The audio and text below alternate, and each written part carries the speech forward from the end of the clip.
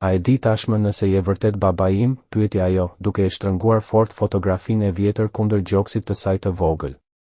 Sebastiani u ul përballë saj, nën hijen e mangos së madhe në oborrin e jetimores shpresa e Zojës.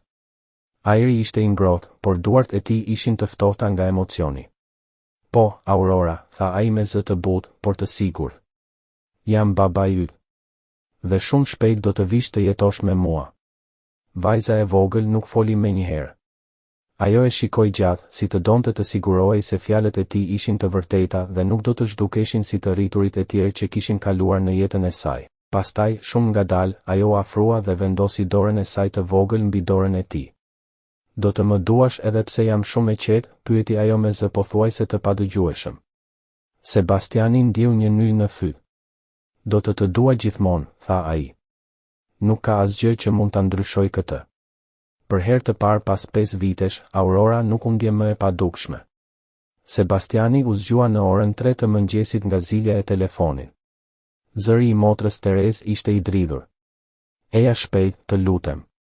Aurora ka pasur një tjetër makt të tmerrshëm dhe nuk pushon së bërtituri. Ai mbërriti në jetimore për vetëm 20 minuta. Në dhomën e gjumit, Aurora ishte ulur në shtrat duke u dridhur me syt plot lodh. Në duar mbante një blok vizatimi, ndërsa shtrati ishte i mbuluar me lapsa dylli të shpërndar kudo. Çfarë ndodhi? Pyeti Sebastiani duke u ulur pranë saj. Ëndrat u kthyen, murmuriti Aurora. Babai po më paralajmëron për diçka të keqe. Babai? Sebastiani ndjeu një të ftohtë në shpinë. Cilin baba? Babai nga fotografia, tha ajo. Ai vjen në ëndrat e mia dhe më thot të kujtoj se ka burra të këqij që duan të na dëmtojnë. Motër Tereza i tregoi bllokun e vizatimeve.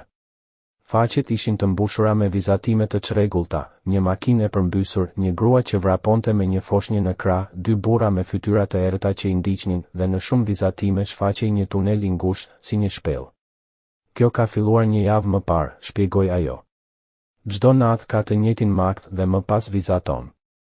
Sebastiani i studioi me kujdes vizatimet. Detajet ishin shqetësuese. Makina ishte identike me atë që Marina kishte drejtuar ditën kur u zhduk. Gruaja kishte flokë të gjatë kaçurela, tamam si ajo. Aurora, tha ai me kujdes, a mban mend ndonjë gjë tjetër nga këto ëndra? Po, u përgjigj vajza. Mamaja është shumë e frikësuar. Ajo më thot të kem kujdes nga kushëriri i keq. Kushëriri i keq? Pyeti Sebastiani me zë të dridhur. Ai me sy si gjarpër? Aurora pohoi me kokë. Babai thot që ai dërgoi njerëzit e këqij për të lënduar maman. Gjaku i Sebastianit u ngrirë.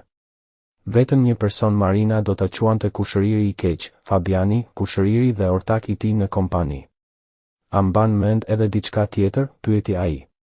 Aurora tregoi një vizatim tjetër. Ishte një tunel me një derë të vogël në fund. Mamaja ma tregoi këtë vend, tha ajo. Më tha se nëse një ditë vin të më marrin, duhet të vrapoj këtu dhe të fshihem derisa babai të vi.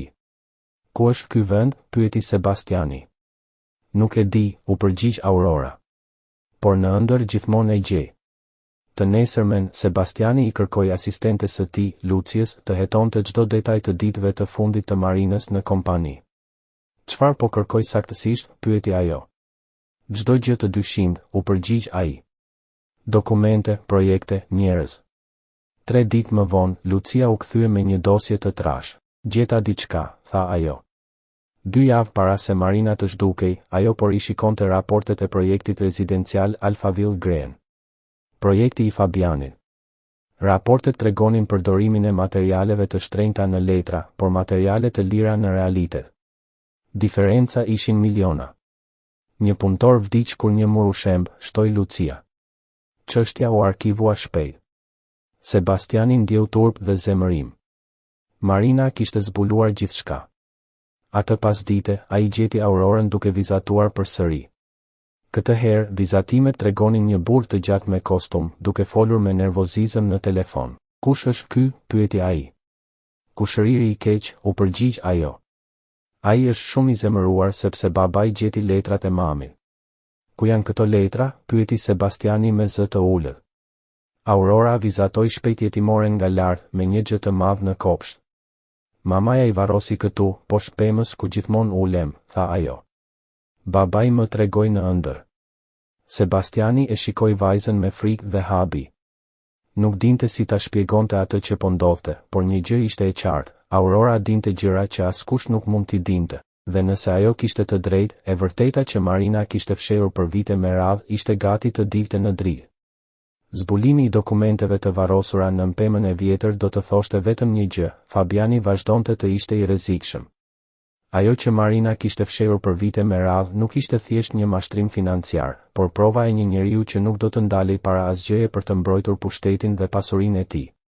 Po atë natë, Sebastiani u kthye në jetimore me një lopatë të vogël në dorë. Qielli ishte I errët dhe ajri mbante një heshtje të rëndë, sikur vetë nata po vëzhgonte atë që do të ndodhte.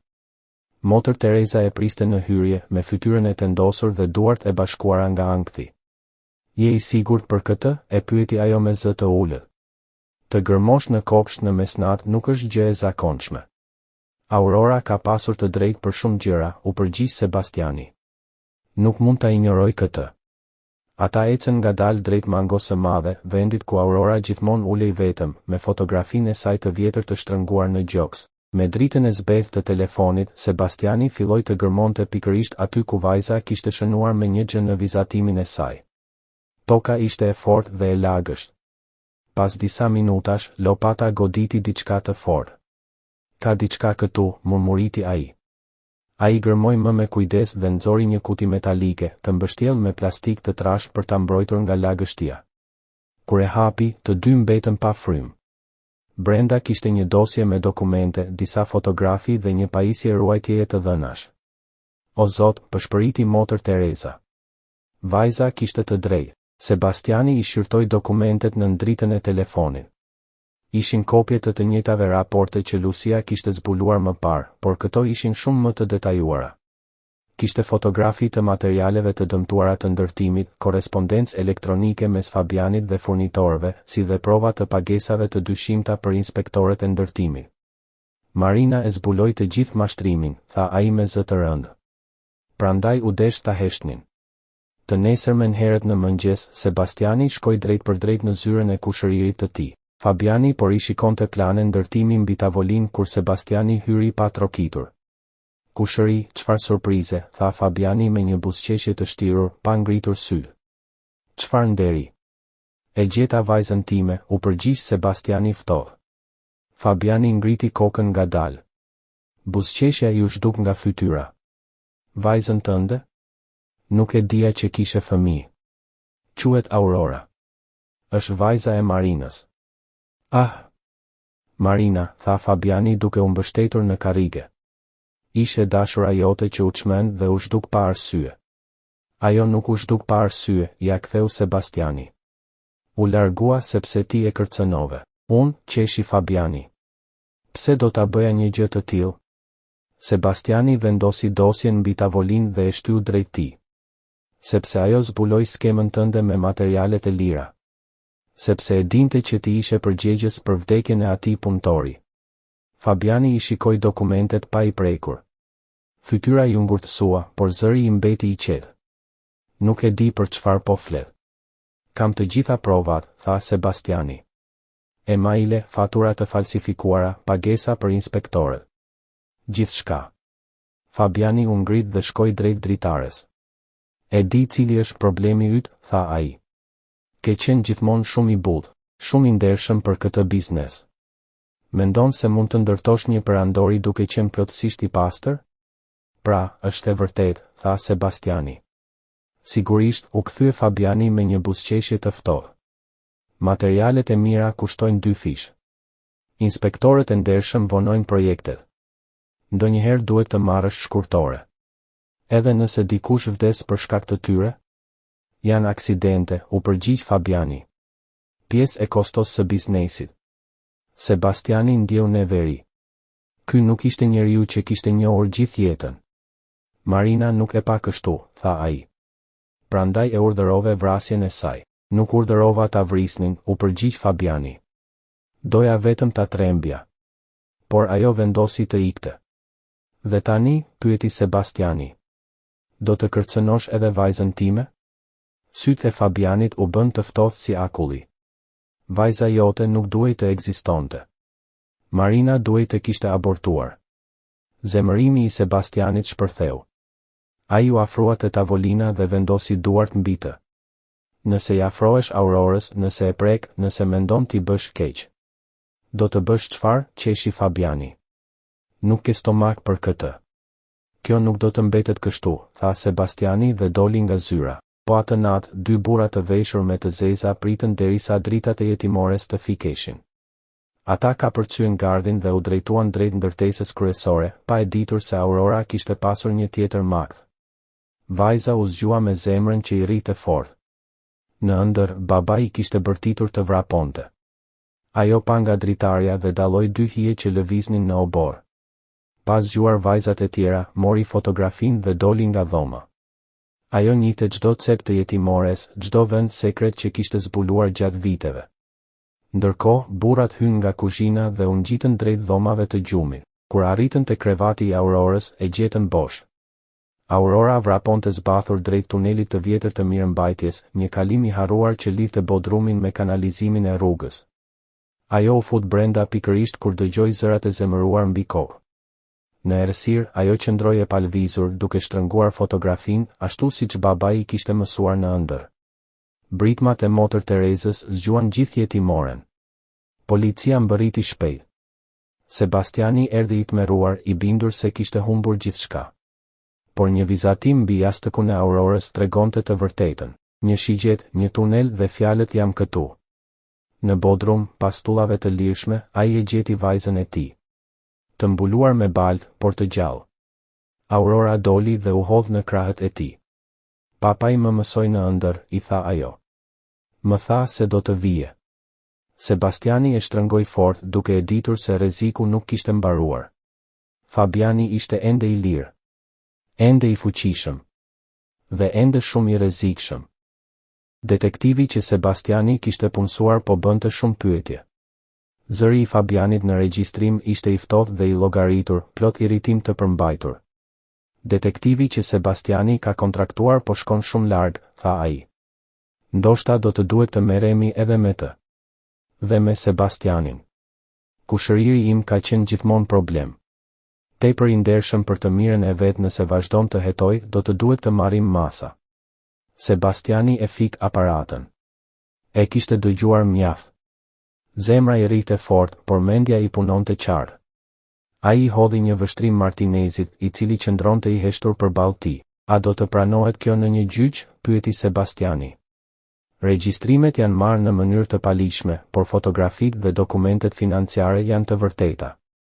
Regjistrimet mund të mos përdoren drejt për drejt, u përgjigj detektivi, por provat financiare janë të mjaftueshme. Me këtë material, policia mund të veprojë menjëherë. Atëherë çfarë më këshillon? Të shkosh te policia tani. Pa humbur kohë. Sebastiani mblodhi të gjitha dokumentet në dosje. Mendja i shkoi menjëherë te Aurora. Dhe vajza ime, pyeti me zë të ulët. Do të jetë e sigurt nëse Fabiani arrestohet? Po, tha Martinez me bindje. Kur ai të jetë pas hekurave, rreziku mbaron. Po atë pasdite, Sebastiani dorëzoi të gjitha provat në policinë civile. Dosjet, fotografitë, transaksionet bankare dhe dëshmitë ndërtuan një çështje të fortë. Urdhri i arrestit u lëshua po atë mbrëmje. Të nesërmen, Fabiani u arrestua në zyrën e tij bashkë me Torresin dhe Vegën. U arrestuan gjithashtu 2 punonjës të korruptuar dhe menaxheri i kompanisë së materialeve të ndërtimit. Skandali shpërtheu në të gjitha gazetat. Titujt flisnin për një biznesmen të fuqishëm të arrestuar për mashtrim, korrupsion dhe tentativë vrasjeje. Sebastiani e dinte se reputacioni i familjes dhe i kompanisë së tij do të pësonte goditje të fortë, por nuk i interesonte më. Gjithçka që kishte rëndësi ishte që Aurora të ishte e sigurt. Atë natë, për herë të parë pas shumë ditësh, ai fjeti i qetë. 3 javë pas arrestimit të Fabianit, gjykatësi firmosi dokumentet e birësimit. Aurora u bë zyrtarisht vajza e Sebastian Riveiros. Tani mund të vi të jetoj me ju, pyeti Aurora, ulur në tavolinën e zyrës së gjendjes civile, me fotografinë e saj të vjetër në duar. Po, zemra ime, u përgjigj Sebastiani, duke firmosur dokumentin e fundit. Tani je ligjërisht vajza ime. Dhe askush nuk do të vi më të më bëj keq.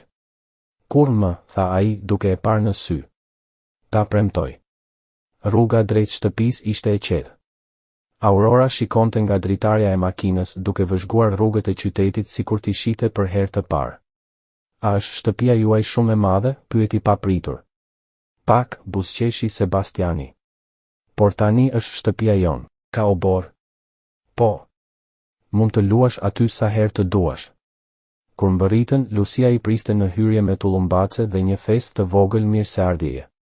Ajo kishte përgatitur dhomën e Aurorës me mobilje të reja, lodra dhe një krevat me çarçaf princeshash. Mirë se erdhe në shtëpinë tënde, Aurora, tha Lucia me një buzëqeshje të madhe. Aurora u fsheh pas Sebastianit, e turpshme. Është Lucia, e mban mend? E ke takuar në zyrë, i shpjegoi ai. Përshëndetje, murmuriti Aurora me zë shumë të ulët. Hajde, do të ta tregoj dhomën tënde, tha Lucia duke i zgjatur dorën. Dhoma ishte lyer me rozë të çelët. Kishte një krevat të vogël, një tavolinë për vizatim dhe rafte plot libra me përralla. Në murvari një kornizë bosh. Për çfarë shërben kjo? Pyeti Aurora. Nëse do, mund të vendosësh këtu fotografinë tënde të veçantë, u përgjigj Lucia. Aurora buzëqeshi për herë të parë atë ditë. Ajo ju afrua murit dhe vendosi me kujdes fotografinë e vjetër të prindërve të saj biologjik. Tani kam vendin tim të veçantë, tha me zë të butë. Ditët e para ishin të vështira. Aurora zgjoi herët dhe rinte në dhomë derisa Sebastiani vinte ta merrte. Hante pak dhe fliste edhe më pak. A mendon se është mirë? E pyeti Sebastiani Lucin një mbrëmje. Është shumë e heshtur. Ajo ka jetuar 5 vjet në jetimore, u përgjigj Lucia. I duhet kohë. Po sikur të mos përshtatet kur? Po sikur të mos jem një baba i mirë? Lucia i vendosi dorën mbi supë, do të jesh një baba i mrekullueshëm. Thjesht jepi kohë. Ndryshimi erdhi në javën e dytë. Sebastiani po punonte në zyrë kur dëgjoi muzikë nga salloni. Doli dhe e pa Aurorën duke kërcyer vetëm përballë televizorit. Çfarë po bën? E pyeti ai duke buzëqeshur. Në jetimore nuk na lejonin kur muzikë të fortë, tha ajo, pa ndalur kërcimin. Është në rregull këtu? Sigurisht, u përgjigj ai. Kjo është shtëpia jote. Që nga ajo ditë, Aurora filloi të eksploronte çdo cep të shtëpisë. Zbuloi oborin e pasëm, bibliotekën e Sebastianit dhe kuzhinën ku Lucia pjekte biskota të dielave. Babi, tha një pasdite ndërsa vizatonte, pse Lucia vjen çdo ditë? Sepse ajo është ndihmësja ime, u përgjigj ai. Më ndihmon me punën dhe do të jetoj edhe me ne. Aurora e ngriti kokën. Unë dua që ajo të jetoj me ne, tha. Ajo më mëson të bëj biskota dhe më lexon histori. Është si një nën. Atë mbrëmje, Sebastiani foli me Lucin vetëm. Aurora pyeti nëse do të jetosh me ne, tha ai. Dhe i pëlqeu ideja. Po më kërkon të zhvendosem këtu? Pyeti Lucia, e emocionuar. Po të kërkoj më shumë se kaq, tha Sebastiani duke i marrë duar. Po të kërkoj të bëhesh pjesë e familjes son. Lot i mbushën syt Lucis. Edhe unë dua, tha ajo. Ata u puthën për herë të parë, ndërsa Aurora flinte e qetë në dhomën e saj, e rrethuar nga lodrat e reja dhe fotografia e prindërve të saj mbi mur. Mëngjesin tjetër, Sebastiani ja tregoi vendimin Aurorës. Lucia do të jetoj me ne. Je e lumtur? Aurora u hodh nga karrigia dhe e përqafoi fort Lucin. Tani kam babi dhe mami, bërtiti e gëzuar. Për herë të parë pas shumë vitesh, ata u ndjen një familje e plotë. Dhe makthet e Aurorës u zhdukën për gjithmonë. Ajo kishte veshur një fustan roz, të cilin e kishte zgjedhur vetë. Lucia e ndiqte pas, rrezatuese në fustanin e saj të thjeshtë, por elegant. Ceremonia ishte e vogël dhe intime. Të pranishëm ishin vetëm miqtë më të afërt, Motër Teresa, disa fëmijë nga jetimorja dhe doktori Ramirez. Sebastian, tha gjykatësi me zë solemn, a e pranon Lucin si bashkëshortën tënde? Po, e pranoj, u përgjigj ai pa hezitim. Dhe ti, Lucia, a e pranon Sebastianin si bashkëshortin tënd? Po, e pranoj. Gjykatësi buzëqeshi dhe u kthye nga vajza e vogël. Po ti, Aurora, tha ai me ngrohtësi. A e pranon Lucin si nënën tënde të re? Po, bërtiti Aurora plot gëzim. E pranoj për gjithmonë dhe për jetë. Të gjithë qeshën dhe duartrokitën mes lotësh gëzimi. Pas ceremonisë, ndërsa të ftuarit bisedonin dhe hanin tort, Aurora u afrua vetëm te monumenti i Marinës. Nxori nga xhepi një vizatim që kishte bërë atë mëngjes dhe e la pranë luleve. Në vizatim shfaqeshin 4 persona, ajo në mes duke mbajtur duart e Sebastianit dhe Lucis. Sipër, mes rreve, ishte një grua me flokë të gjata kaçurela që buzëqeshte. Poshtë, me shkrimin e saj të kujdesshëm, ishte shkruar: "Faleminderit Nën e Qiellit që më dhe familjen më të bukur në boll." Sebastiani dhe Lucia u afruan dhe e pan vizatimin. "Mendon se I pëlqen familja jonë e re?" pyeti Aurora me zë të butë. Sebastiani ngriti syt nga qielli dhe e përqafoi vajzën fort. "Jam I sigurt që është shumë e lumtur dhe shumë krenare për ty." "Edhe ne jemi të lumtur me ty," shtoi Lucia. "Më shumë se të lumtur. Ne jemi të plotë." Ndërsa dielli perëndonte mbi parkun Marina, familja e re Riveiro u përqafua pranë monumentit. E kaluara e dhimbshme kishte mbetur pas, e shndërruar në themelin e një të ardhmeje plot dashuri dhe shpresë.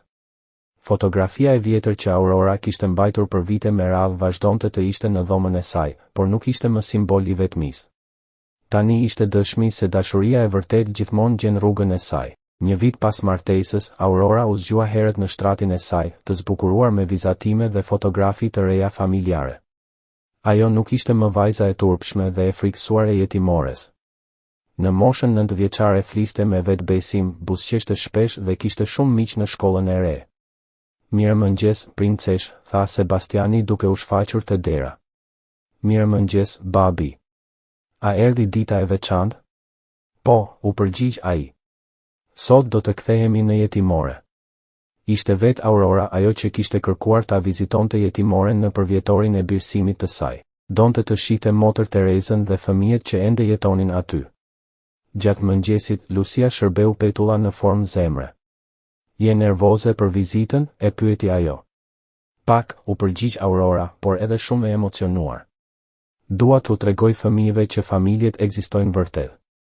Je shumë e guximshme, zemra ime." "Ti më mësove të jem e guximshme, mami Lucia." Sebastiani buzëqeshi nga vendi I tij. Ta dëgjonte Aurorën ta quante Lucin nën e mbushte gjithmonë me lumturi. Ata mbërritën në shtëpinë e fëmijëve, zonja e shpresës, në mëngjes. Vendi ishte krejt ndryshe. Sebastiani kishte dhuruar fonde për të riparuar çatin, për të rinovuar kuzhinën dhe për të ndërtuar një bibliotekë të re. Kishte punësuar edhe mësues arti për fëmijët. "Aurora," thiri motër Tereza sapo e pa. "Sa e rritur dhe e bukur je bërë." Aurora vrapoi dhe e përqafoi fort gruan që kishte qenë si gjyshe për të për vite me radhë. Motër Tereza I tregoi diçka të veçantë, një dosje plot me vizatime të reja të Aurorës. Nuk ishin më pamje të errëta makthesh, por familje të lumtura, shtëpi me obore, fëmijë që luanin dhe peizazhe plot ngjyra. "Ti I ke bërë këto?" pyeti motër Tereza, e emocionuar. "Po," tha Aurora. "Dua t'i varni në dhomat e reja që fëmijët të shohin se mund të ëndërrojnë gjëra të bukura." Gjatë vizitës, Aurora luajti me fëmijët më të vegjël. U tregoi për jetën e saj të re, pa u mburur, dhe foli për rëndësinë e shpresës. "Është e vërtet që tani ke babi dhe mami?" pyeti një vajzë e vogël. "Po," buzëqeshi Aurora. "Dhe edhe ti do të kesh një familje shumë shpejt." "Si e di?" "Sepse edhe unë isha vajza që askush nuk donte ta adoptonte. Dhe shiko tani." Ndërsa Aurora fliste me fëmijët, Sebastiani dhe Lucia bisedonin me motër Terezën. "Nuk e imagjinoni sa e lumtur më bën ta shoh Aurorën kështu," tha ajo. "Kur ishte këtu, ishte gjithmonë e trishtuar." "Edhe ne jemi shumë të lumtur," u përgjigj Lucia. "Ajo na ndryshoi jetën." Në mbrëmje, ata u përshëndetën me jetimoren. Aurora përqafoi secilin fëmijë dhe premtoi se do të kthehej. Në rrugën e kthimit, ajo rinte e heshtur në sediljen e pasme. "Në çfarë po mendon?" e pyeti Lucia. "Në sa ndryshe është jeta ime tani," tha Aurora. "Dikur isha vajza e padukshme." "Ti kur nuk ke qenë e padukshme për ne," tha Sebastiani. "Thjesht na u desh kohë të gjenim." Atë mbrëmje, para gjumit, Aurora I kërkoi Sebastianit të ulej pranë saj. "Babi," tha ajo, "unë nuk jam më vajza që askush nuk e donte." Sebastiani ja përkëdheli flokët. "Ti kur nuk ke qenë ajo vajzë?" Gjithmonë ke qenë bia ime. Aurora u shtri në shtrat, e rrethuar nga lodrat dhe librat e saj. Në komodin qëndronte ende fotografia e vjetër e prindërve biologjik, por tani kishte shumë të tjera, me Sebastianin dhe Lusin në krishtlindje, në ditëlindje, në pushime. Fotografia e vjetër nuk ishte më simbol i vetmisë, por i një mrekullie. Ndërsa Aurora flinte, Sebastiani fiku dritën dhe pëshpëriti, faleminderit, Marina. Faleminderit që u kujdese për të derisa unë arrita ta gjeja. Një fllad i lehtë lëvizi perdet, sikur dikush të kishte marrë frym lehtësimi. Historia kishte përfunduar, por jeta e familjes Ribeiro sapo kishte filluar.